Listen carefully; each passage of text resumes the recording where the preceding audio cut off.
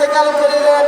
গোটা পৃথিবীর মানুষ কান্না করেছে, গোটা পৃথিবীর মানুষ কান্না করেছে, আসমানবাসীর ফেরেশতারাও কান্না করেছে। আর এমনও দিন গেছে 5ই আগস্টের যে ঘটনা, তাহলে নবী যে কথা বলেছে, এমন জীবন করিও ঘটন মরিবে তুমি হাসিবে ভুবন।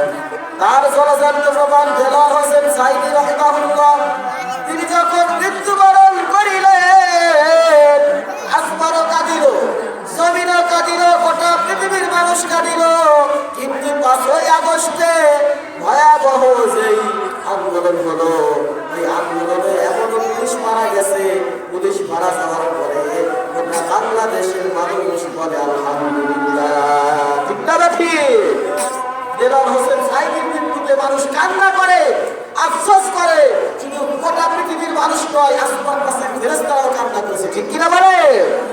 আর 5ই আগস্টে আমাদের সরকার দ্বারা সবচাইতে বেশি পুলিশকে হত্যা করা হয়েছে, পিটায় হত্যা করেছে। তাহলে দেলোয়ার হোসেন সাঈদীর মৃত্যুতে মানুষ কান্না করে, মানুষ কান্না করে আফসোস করে, আর এইদিকে পুলিশের মৃত্যুতে মানুষ খুশি হয়। ঠিক কিনা বলে? এই জন্যই তো কবি কত সুন্দর করে বলেন, এমন জীবন করিও গঠন মরিবে তুমি কাঁদিবে ভুবন। এমন জীবন করিও না গঠন মরিবে তুমি হাসিবে ভুবন।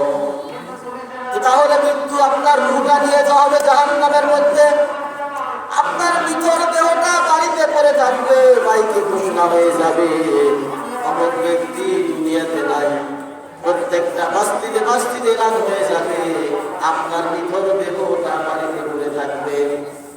আপনার সবকিছুই ঠিক আছে, হাত আছে, পা আছে, চক্ষু আছে, বডি আছে, কিন্তু আপনার রূহ নাই, আপনার কোনো